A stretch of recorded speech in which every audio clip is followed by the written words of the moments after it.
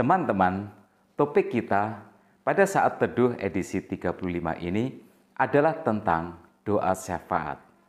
Nasnya Kejadian pasal 18 ayat 19 sampai 33. Abraham adalah sahabat Allah. Jadi ketika tamu surgawinya hendak pergi ke Sodom dan Gomora untuk memusnahkan kota itu, Tuhan memutuskan untuk memberitahu Abraham apa yang hendak Tuhan lakukan. Ya, ketika level hubungan kita dengan Tuhan adalah sahabat, maka tidak mustahil surga membukakan bagi kita apa yang akan dilakukannya untuk dunia kita. Seperti yang dikatakan oleh Tuhan Yesus kepada murid-muridnya dalam Injil Yohanes pasal yang ke-15, "Aku tidak menyebut kamu lagi hamba, sebab hamba tidak tahu apa yang diperbuat oleh tuannya, tetapi aku menyebut kamu sahabat, karena aku telah memberitahukan kepada kamu segala sesuatu yang telah kudengar dari Bapa-Ku." Maka di halaman kemah Abraham di Mamre, di bawah pohon tarbantin, digelarlah sidang ilahi tentang Sodom dan Gomora. Ayat 20 sampai dengan 21 berkata, "Sesudah itu berfirmanlah Tuhan, sesungguhnya banyak keluh kesah orang tentang Sodom dan Gomora, dan sesungguhnya sangat berat dosanya. Baiklah aku turun untuk melihat apakah benar-benar mereka telah berkelakuan seperti keluh kesah orang yang telah sampai kepadaku atau tidak. Aku hendak mengetahuinya."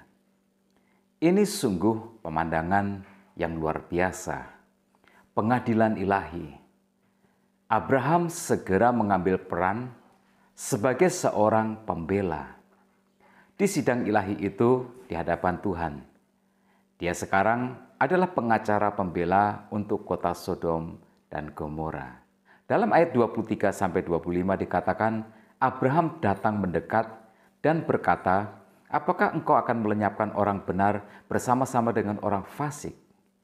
Bagaimana sekiranya ada 50 orang benar dalam kota itu? Apakah engkau akan melenyapkan tempat itu? Dan tidakkah engkau mengampuninya karena ke-50 orang benar yang ada di dalamnya itu? Jauhlah kiranya daripadamu untuk berbuat demikian, membunuh orang benar bersama-sama dengan orang fasik, sehingga orang benar itu seolah-olah sama dengan orang fasik. Jauhlah kiranya yang demikian daripadamu. Masakan hakim segenap bumi tidak menghukum dengan adil?" Ya, Abraham kini sedang berdebat di pengadilan ilahi itu. Dia membuat Tuhan setuju bahwa jika ada 50 orang benar di Sodom, Tuhan akan menunda hukuman. Kemudian dengan hati-hati Abraham pindah ke 45, Tuhan setuju. Abraham kemudian pindah ke 40, lalu 30, 20, dan akhirnya 10. Di angka 10 itulah Abraham menumpukan pembelaannya. Tetapi Tuhan tidak menemukan 10 orang benar itu. Tuhan menghormati doa Abraham, dia menyelamatkan Lot dan keluarganya sebelum menghancurkan wilayah itu dan semua penduduknya. Nah, apa yang kita bisa belajar dari kisah ini? Yang pertama, tidak ada dosa yang luput dari perhatian dan penghakiman Tuhan. Seperti yang disampaikan Tuhan kepada Abraham, sesungguhnya banyak keluh kesah orang tentang Sodom dan Gomora, dan sesungguhnya sangat berat dosanya. Dunia dalam pengawasan Tuhan, dan Tuhan Maha melihat. Kepada Abraham, Tuhan berkata, "Baiklah aku turun untuk melihat apakah benar-benar mereka telah berkelakuan seperti keluh kesah orang yang telah sampai kepadaku atau tidak. Aku hendak mengetahuinya." Ya, sebenarnya ada jeda waktu dari sejak dosa itu dilakukan sampai tiba hari penghukuman. Sesungguhnya jeda ilahi adalah anugerah, adalah kesempatan bagi manusia untuk bertobat. Rasul Petrus ingin kita semua memanfaatkan waktu jeda itu untuk bertobat. Dia berkata, Tuhan tidak lalai menepati janjinya, sekalipun ada orang yang menganggapnya sebagai kelalaian. Tetapi dia sabar terhadap kamu, karena dia menghendaki supaya jangan ada yang binasa, melainkan supaya semua orang berbalik dan bertobat. Yang kedua, umat Tuhan memiliki peran penting bagi keselamatan dunia. Karena Abraham, Tuhan rela menyelamatkan Sodom jika seandainya ada 10 orang benar ditemukan di sana. Masyarakat yang jahat seringkali meremehkan orang benar, tetapi karena orang benarlah penghukuman Tuhan seringkali ditangguhkan. Para pendoa syafaat sejatinya memiliki peran penting di surga. Mereka adalah mitra Allah. Dengan doa mereka, mereka keluar masuk sidang ilahi, berdebat dalam pengadilan suci, memohonkan belas kasih dan anugerah Tuhan, agar Tuhan tidak menghukum suatu bangsa.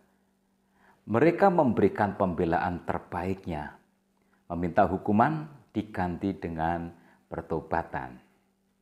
Kadang mereka berhasil, kadang mereka gagal. Ada saatnya dalam sejarah ketika Tuhan menyatakan bahwa suatu bangsa yang jahat telah memenuhi ukuran dosa mereka. Jika itu yang terjadi, bahkan orang saleh tidak dapat membebaskan masyarakat itu dari penghukuman. Tetapi sekalipun begitu, para pendoa syafaat akan selalu menjadi mitra terbaik Allah. Jika kita sampai hari ini dalam keadaan baik-baik saja, sekalipun kita hidup di tengah-tengah dunia yang jahat, ketahuilah di balik situasi aman terkendali itu jasa para pendoa syafaat. Kita perlu berterima kasih kepada pengacara pembela kita di pengadilan ilahi di sana. Yang ketiga, jika Tuhan memanggil kita untuk menjadi pendoa syafaat, ini yang harus kita lakukan. Kita harus cukup dekat dengan Tuhan. Abraham datang mendekat, lalu ia menyampaikan pembelaan-pembelaan agar Tuhan tidak jadi menghukum Sodom dan Gomora. Kita harus selalu berada di dalam hadirat Tuhan. Jika kita ingin menjadi mitra Tuhan sebagai pendoa syafaat, kita harus meletakkan rasa hormat kita yang tertinggi kepada Tuhan. Abraham berkata, "Sesungguhnya aku telah memberanikan diri berkata kepada Tuhan, walau aku debu dan abu." Abraham menyebut Tuhan sebagai Adonai, Tuhan yang berdaulat. Semakin kita dekat dengan Allah, semakin kita rendah hati dan semakin kita menghormati Tuhan. Untuk menjadi pendoa syafaat, kita harus tekun. Semula Abraham meminta Tuhan membatalkan penghukumannya jika di Sodom terdapat 50 orang benar, tetapi tidak ada jumlah itu. Abraham terus mengajukan permintaannya sampai kepada jumlah 10 orang.